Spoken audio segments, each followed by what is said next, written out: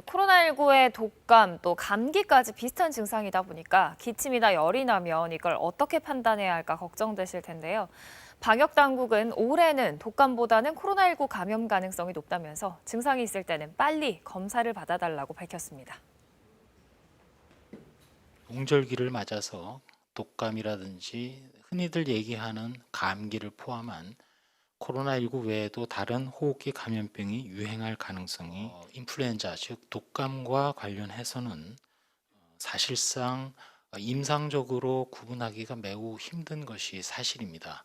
미국의 질병관리청에서의 지침상으로는 유일하게 미각이나 후각의 소실 또는 손상이 그나마 코로나19와 인플루엔자의 구분 증상의 하나로 예시가 되고 있긴 하지만 그렇지만 그 부분 하나로도 부족함이 있습니다. 그 인플루엔자 같은 경우 코로나19와 같이 사실상 처음 유행의 시작은 해외로부터 유입되는 경로로부터 시작될 가능성이 매우 높고 이에 따라서 지난 상반기 중에 남반구의 주요 국가들에서 인플루엔자 유행이 매우 낮았던 점을 고려한다면 북반구에서도 마찬가지로 인플루엔자 유행이 거리두기라든지 여러 가지 노력 덕분에 예년보다 높지는 않을 가능성도 매우 있습니다. 열이 났을 때는 또는 몸이 조금이라도 이상해서 의심 증상이 있을 때에는 가까운 선별진료소에서 빨리 검사를 받는 것이 중요하고